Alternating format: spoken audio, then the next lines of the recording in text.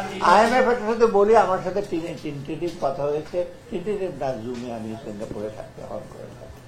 ওরা বলেছে যে তোমাদের সার্বিক যে অর্থনৈতিক দিকটা আমরা অত্যন্ত হ্যাপি, যা যা করার চেষ্টা করছো তোমরা করেছো, এবং কিছু কিছু ওদের রিকমেন্ডেশন আছে যে রাজস্ব আয়টা ভালো হবে, সেটা আমি স্বীকার করি।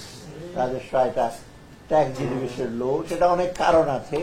আমাদের লোকজন ট্যাক্স দিতে চায় না, ফাঁকিতে আবার এনবিআর বন্ধ ছিল 2 মাস, সেটার জন্য আমাদের একটা বিরাট একটা ইস্যু হয়েছে। আমরা চেষ্টা করছি।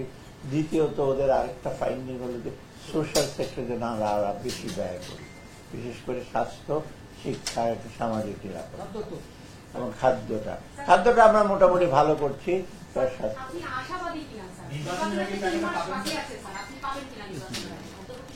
অন্তর্বর্তী সরকারের আগে আমরা যেটা করব, আমরা যতটুকু কাজ করেছি সেটাকে কনসলিডেট করব, সেটাকে সংস্কার করে শেষ করে ফেলবো, সেটা তো না।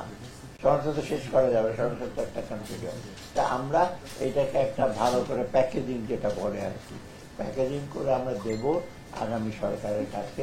যেসব মেজর সংস্কার, যেমন আপনার ইভেন আমি একটা কমিটি করেছি ট্যাক্স, আপনারা জানেন কিছু ইন্ডিপেন্ডেন্ট, তারা কিছু রিকমেন্ডেশন দেবে। আর একটা পে কমিশনের ব্যাপার আছে, সেটা আমরা এখন কিছু বলতে পারি না, কারণ ওটা দেখা যাবে সেটা কমপ্লিট যায়, সেটা আগামী সরকারের দিকে, আগামী সরকারি হয়তো সেটা করতে পারে। যেটা আমরা করেছি, ইনিশিয়েট করে ফেলেছি। আর থার্ড হলো আমাদের ব্যাংকিং সেক্টর, সবচেয়ে বড় চ্যালেঞ্জ। ব্যাংকিং সেক্টরটা মোটামুটি যেটা শুরু হয়েছে, আর বাকিগুলো চলবে। এই জিনিসগুলো আমরা আগামী সরকারের